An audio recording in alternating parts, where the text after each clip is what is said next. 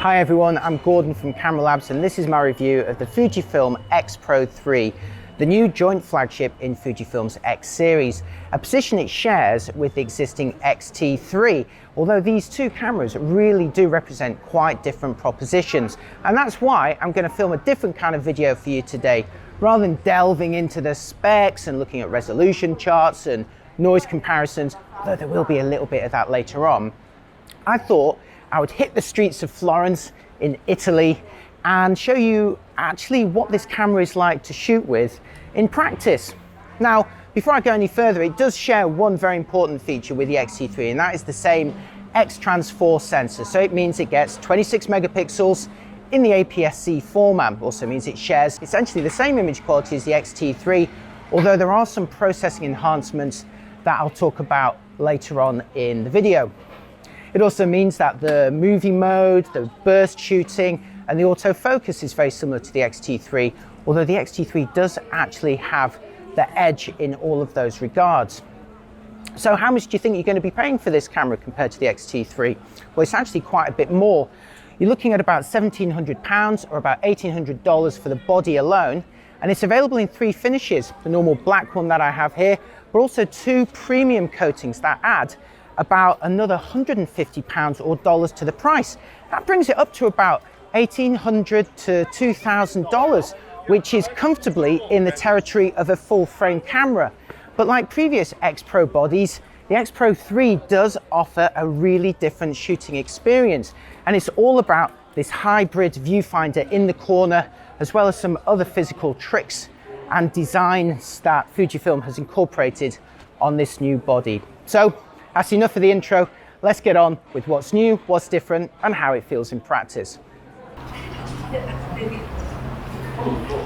So if the Fujifilm X-Pro3 costs several $100s or pounds more than the X-T3, while sharing essentially the same photo and video quality, why would you want to go for this model?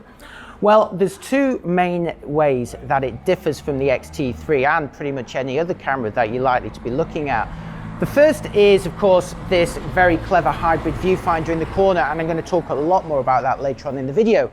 But there's also a premium build quality with this camera, and I feel that Fujifilm is kind of going more down the route of what Leica is trying to do. Build something that is really aspirational and charge a higher price for it. So it is still weatherproofed as before, but Fujifilm has replaced the top and bottom plates with titanium. Now this is a very expensive material to work with. It does, however, make the X-Pro3 very, very tough. And the finishes are also very, very nice. They've put in quite a lot of effort to make this camera a lot more scratch proof than it was before, especially with its optional Jura black and Jura silver coatings. These are the sort of coatings that you would normally only find on some sort of high-end luxury premium watch. So that is partly the justification for the higher price of this camera and why you might want to go for it instead of the X-T3. Of course, this is a very personal choice. It's something that only you can decide for yourself. It is a specialist camera. Fujifilm does not expect to sell a great many of these. The X-T3 will outsell it hugely, and the X-T30 even more so. But I really like that they are catering for a specialist audience. The range is big enough for them to do a product like this for people who do like it. And you will find that those who do like it absolutely adore it, and they're happy to pay that bit extra for something that is that bit different. Now, the use of new materials and coatings is an important difference between the X-Pro3 and its predecessor, and I'd also like to mention that there's now a little indentation that runs along the grip that makes it more comfortable and secure to hold. But the biggest physical difference between the three and the two before it, and indeed most other cameras that you may be looking at, is the way it handles the screen on the back. Where's it gone?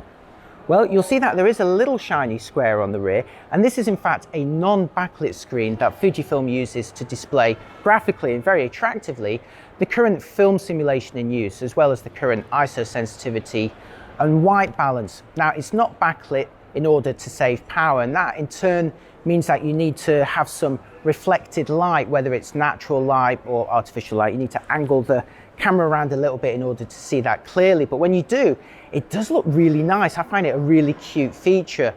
The idea is that it mimics those old windows that you had on film cameras, where you'd cut out a bit of cardboard from the film that you were using and slot it in order to remind yourself what you're doing.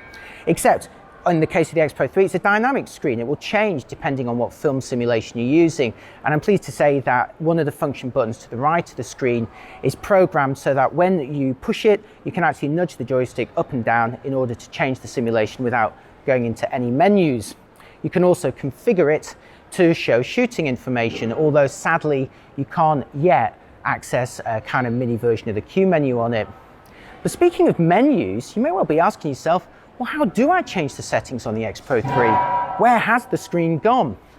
Now, Fujifilm has done something quite different with the X-Pro3. There is a main screen, but it's hidden behind a tilting mechanism. You need to fold it down in order to use it.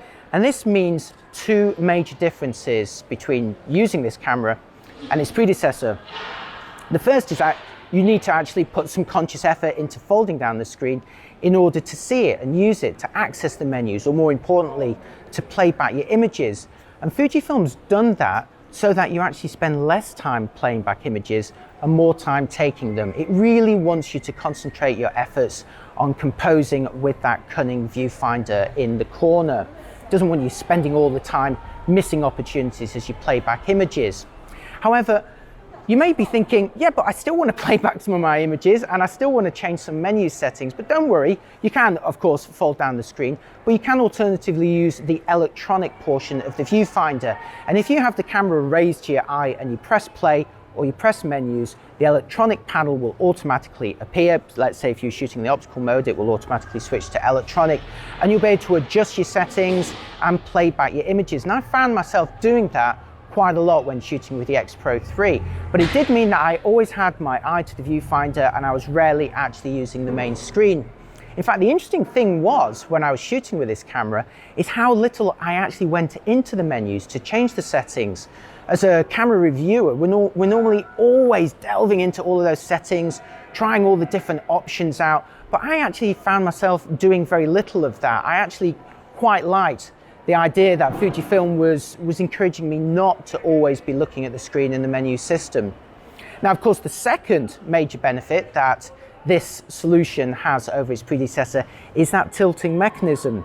Now, on the X-Pro2 and the previous bodies, that screen was fixed in place, which wasn't very convenient if you were shooting at low angles. Now, with this tilting mechanism, you can angle it down to a 90-degree position and shoot very discreetly in a street environment. I found myself doing that a lot. Nobody really notices what you're doing. It's almost like you're invisible, or that you are checking menus or playing something back. They don't notice that you're taking pictures of them. So if you are into street photography, and that is the main application for the X-Pro3, you're going to actually find that angling screen an absolute boon. The screen, of course, angles down even further. It'll go to a 180-degree position if you actually do want to shoot with the camera like that, although I didn't really find that a very practical way to shoot. So overall, I was actually really fond of this change on the X-Pro3. When I first saw the camera and saw this is the way they implemented it, I thought, oh, you know, it's a little bit different, obviously. I appreciate what they're doing to, you know, try and give a different experience, but I wasn't sure how it would work out in practice. But again, what I did find is that it was extremely useful for discrete street photography, and it also genuinely encouraged me to shoot more with the viewfinder, which is what the X-Pro3 is all about. Okay, now it's time to talk about the viewfinder experience, which of course is the thing that makes the X-Pro series so unique. Now, Fujifilm has made a couple of changes on the X-Pro3 compared to its predecessor, but the fundamental concept remains the same, and that is having two main types of ways to compose your image. There is an optical rangefinder mode, where you're essentially looking through this window in the corner of the camera. And as before, there's pros and cons to this. One of the cons is that you're going to see the lens barrel in the corner of the view, particularly so if you have a large lens attached. And if you have your lens cap attached, well, you're still going to be able to see through that viewfinder and take a picture and wonder why all your pictures are coming out dark. But that's the joy of the rangefinder experience. But again, as before, Fujifilm has made it much more practical and fun than before by allowing you to overlay all manner of focusing and framing assistance. So you can see the focusing area, and as you move it around, you can see that. You get a frame which shows you the coverage that you're going to capture, and you can fill that frame with an alignment grid. You can also show a leveling gauge, and those two things, the grid and the leveling gauge, make shooting in the rangefinder mode just so much more practical and easier than a traditional or rather more basic rangefinder camera. The second view is a fully electronic viewfinder. Now, this is essentially no different to the fully electronic viewfinders that you get on traditional mirrorless cameras, including Fujifilm's own X-T3 and the X-T30. And the way you switch between those views on the camera, again as before, is using this little control, which looks a little bit like a self-timer on old film SLRs. Remember those? Now, there's a third option, again inherited from previous models, and that is a hybrid view. Now, what that does is it takes the optical rangefinder mode, but it overlays a small portion of the electronic panel in the bottom right corner. And this little square shows you a preview of things like the white balance, the film simulation. It allows you to confirm the focus. And of course, because it's positioned in the bottom right-hand corner of the view, well, the only thing that it's blocking was the lens barrel, which you couldn't really see through anyway, could you? So it's actually a no compromise option. However, all of these things were present on the X-Pro2. So what have they changed? Well, the first thing they've done is made that view in the optical mode larger and clearer than before. And you can see that in use. And of course, larger and clearer is always a good thing to have on a viewfinder, isn't it? However, there is one important compromise that they've had to make in order to accommodate that. And it's to do with the coverage. Now, as I mentioned, you see in the optical rangefinder view a white square, and this represents the area that you capture.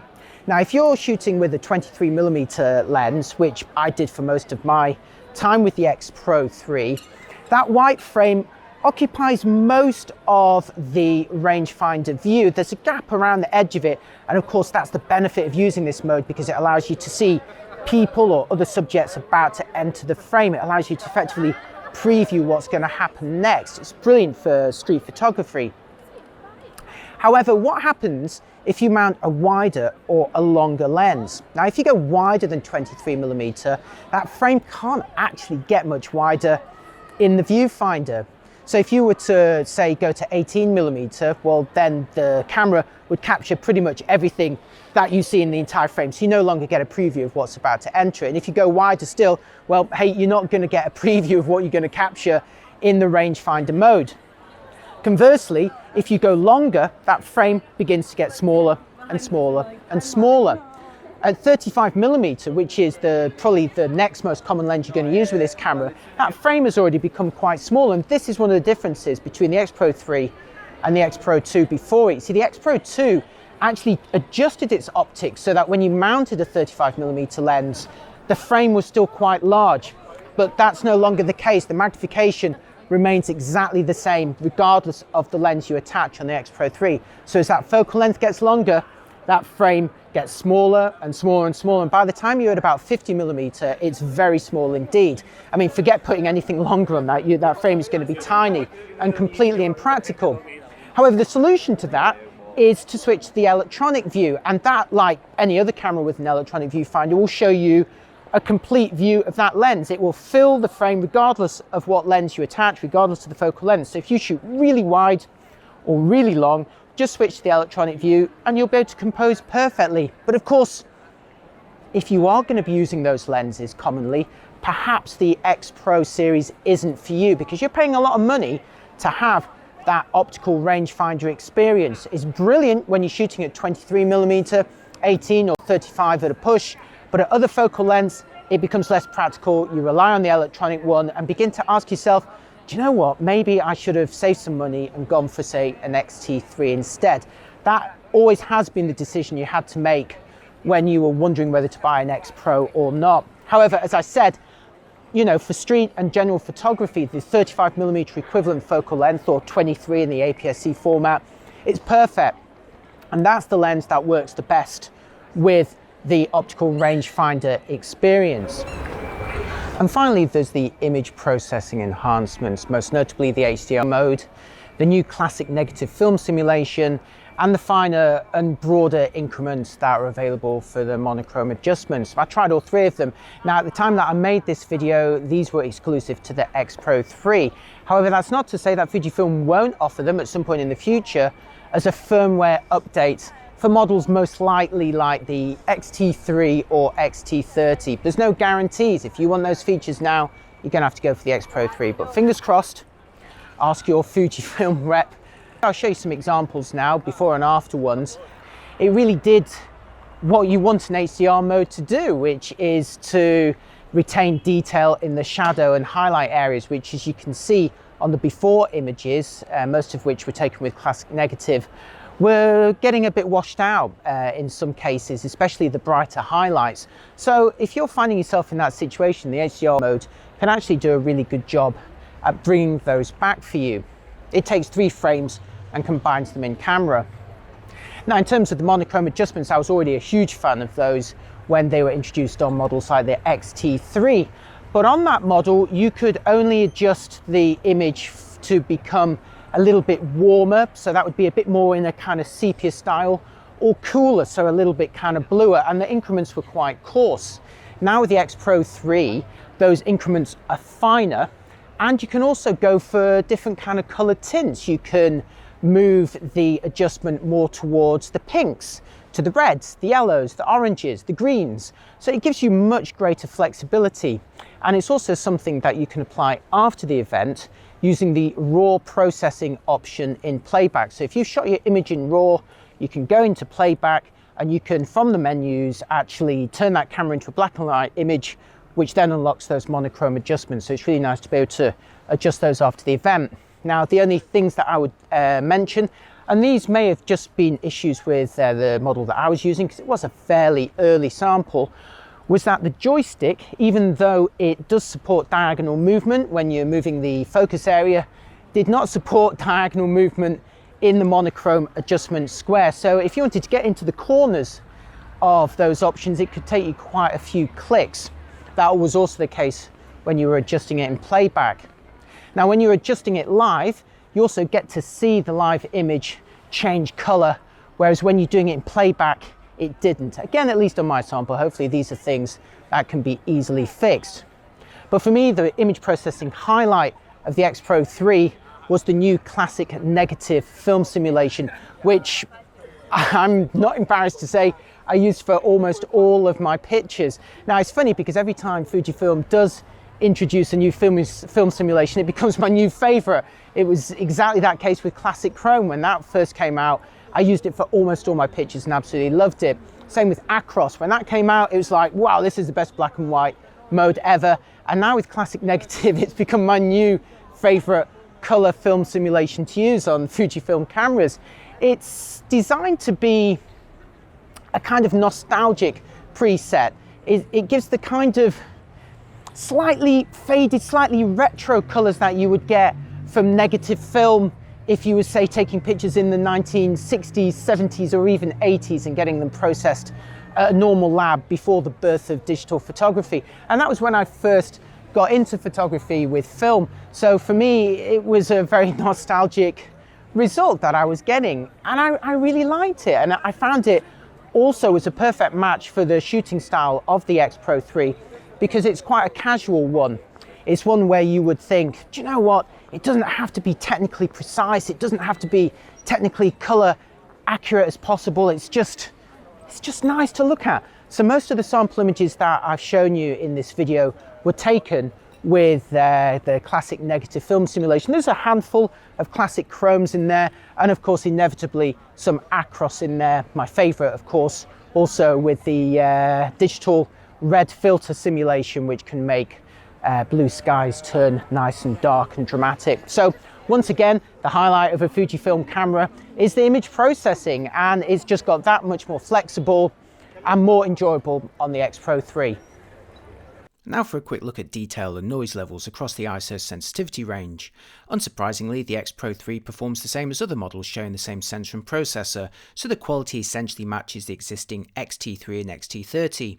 So like those models, the very best quality is up to 400 ISO, with minor drops in fine detail at 800 and 1600 ISO. Meanwhile, at 3200 ISO and above, there's more significant drops in quality at each step, although when viewing images at lower magnifications, I found those taken at 3200 or 6400 ISO in very low light were actually very acceptable. Moving on to movies, the X-Pro3 is not aimed at videographers, and you won't even find a dedicated record button on the body, but set the drive mode to movies and you'll find it inherits the core capabilities of the X-T3 and X-T30. So you get 1080 video in 24 to 60p, or 4K at 24, 25 or 30p, both of these available in 16:9 or wider 17:9 formats and at bit rates up to 200 megabits per second. The longest clip length in 4K is 15 minutes. There's also high-speed cropped 1080 available up to 120p for a 4 to 5 times slowdown, and while there's no HDMI output, there is at least a chance to record flat footage internally in F-Log at 420 8-bit. Here's a clip I filmed with the XF23mm in 1080 at 25p, and for comparison, the same view filmed in 4K, again at 25p. Here's another example filmed in 1080p, this time filmed with the XF16mm f2.8, and now for the 4K version for comparison. I filmed all these clips using the Eterna film simulation, which delivers great out-of-camera results. The X-Pro3 also inherits fairly respectable face tracking in movies, but since this review already has enough of me vlogging, I'll just do a walk towards the camera to demonstrate it in action. This was filmed with the 23mm f2 at f2 and again in 4K using the Eterna simulation. The focusing is pretty good, although the exposure adjustments could do with being a bit smoother. Okay, now for my final thoughts, starting with the Viewfinder experience. Now, when I first started testing the X-Pro3, I decided I was going to try and use the optical rangefinder view as much as possible, even though it really goes against my own personal style of photography, because I really like to position subjects very precisely on the frame. I want them to be exactly in the middle, or I want lines to be very, very square, or to line up or be parallel with the edges, that sort of thing. And Fujifilm has been pretty clever about compensating for things like parallax as you get closer to a subject. In the rangefinder mode, that white square that indicates the frame actually changes its position when you're focusing closer. That's really, really clever, but it's perhaps not as accurate as you want it to be. The closer you focus, the less accurate it becomes. I found that when I was photographing, say, elaborate door knockers or letterboxes around the beautiful city of Florence, where I am now, when I got within about 1 or 2 feet of them with the 23mm lens, even with the readjusted frame in the optical mode, if I was positioning it in the middle, well, when I played back the image, it wasn't in the middle. And the problem with that is that this camera encourages you to not play back your images all of the time. You can, of course, but it tries to encourage you to just keep taking pictures. So you have to be aware that when you get closer to your subject, if you want to be absolutely precise with your composition and the positioning, well, you're probably better off switching to the electronic mode. So the thing you have to think about with the Viewfinder on the X-Pro3, as with the early models, is how often will you use that optical view. It is very, very clever the way it works, but if you find yourself shooting with very wide or long lenses, or find yourself photographing subjects that are very close and you need very precise compositions, then perhaps you're going to be better off with an electronic view, at which point maybe save a bit of money and go for a model which relies on that entirely, like, say, the X-T3. It's also worth mentioning again how the optical rangefinder mode handles the two most common lenses you'll be using with the X-Pro3 versus the X-Pro2. First, here's what you'll see through the optical viewfinder of both models when fitted with a 23mm lens, where the coverage frame occupies roughly the same proportion of their views. What is obvious here though is just how much bigger the viewfinder image is on the X-Pro3 on the right compared to the X-Pro2 on the left. Now these were both photographed from the same distance to be absolutely comparable. The X-Pro3 is delivering the preferable experience here. Now for the view when both models are fitted with a 35mm lens. The X-Pro2 features two viewfinder magnifications, and here on the left has switched to its bigger one, allowing the coverage frame at 35mm to actually roughly match the frame when shooting with a 23mm lens. Conversely, the X-Pro3 now only has one viewfinder magnification, so when fitting a longer lens, the coverage frame simply shrinks in size as seen here on the right. Importantly though, some of this is compensated by the X-Pro3's viewfinder image being bigger to start with. So if you compare the actual coverage frames here side to side, so what you would actually see with your eyes, the X-Pro2's dual magnification advantage may not be as significant as you first assumed. So at 35mm and above, the dual magnification of the X-Pro2's viewfinder does give it a small advantage over the X-Pro3, but at 23mm and wider, the bigger viewfinder image of the X-Pro3 gives it the lead over the two. But the fact remains, the sweet spot for the X-Pro3's optical viewfinder is when shooting with a 23mm lens. Now while that sounds like a big limitation, I'm actually not too concerned personally, since 23mm is going to be the lens you'll typically use the most for street and general photography on the X-Pro3, especially when you're shooting with the optical viewfinder. Indeed, while I had access to multiple lenses when testing the X-Pro3, I almost exclusively stuck with the 23mm, and not just because it worked best with the viewfinder, it's because it's the best overall focal length for this kind of camera. But if you are going to mostly use the X-Pro3 as a single lens camera, you do have to ask yourself if you'd be better served by the X100 series, which offers a similar viewfinder experience but in a smaller fixed lens design. And judging by Fujifilm's previous releases, there may well be a new X100 coming in the future with the latest sensor and perhaps sharing some of the X-Pro3's new features too. I wonder if it'd also have the hidden screen. Speaking of the screen, I was skeptical at first but found it transformed the usefulness of the X-Pro3 for me over previous models. It's so quick to now angle it down for discrete street shots, not to mention more comfortable for shooting at low angles. I used to curse the previous models for their fixed screens, so this has become my favourite upgrade on the X-Pro3. And while I resisted it at first, I also gradually found myself buying into the idea that the hidden screen really does encourage you to shoot more and chimp less. Now, I will admit I did play back plenty of images taken at closer range through the viewfinder just to check their framing if I'd originally shot them in the optical mode, but in general I played back much less than normal, not to mention accessing menus far less than normal, and almost always kept my eye to the viewfinder. The X-Pro series has always been about delivering a different experience, and while earlier models didn't always fit with my own personal style, I really enjoyed my time with the X-Pro3. I attribute most of this to the new screen, which on the one hand flips quickly down for discrete or low-level shooting, but on the other genuinely encourages you to forget about the menus and playback and just keep shooting. Knowing I had this flexibility also allowed me to relax more and enjoyed the optical viewfinder much more than I had before, and I found myself embracing a quite different shooting style, which was genuinely refreshing. I so often read comments here from people asking for a pure photographic camera, one that prioritises the experience over box-ticking features. Well, the X-Pro3 is arguably it, and while it is expensive for the core specification, it is a lot cheaper than a Leica. Ultimately, the X-Pro is a divisive series, and before even reading or watching a review, you'll probably already know if it's right for you. Fujifilm understands this perfectly and offers a broad range of alternatives if you like its design and processing style, but in a different body or at a lower price point. Now previously I always fell into the camp which preferred the XT series over the X Pro, but with the X Pro 3 I was surprised just how refreshing and enjoyable I found the experience, how little I worried about settings or features, and how much I'd like to shoot with it again.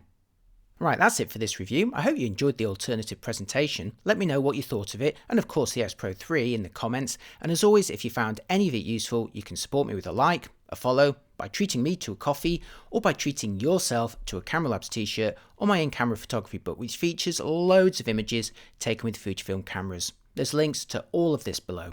See you next time, thanks for watching, bye bye.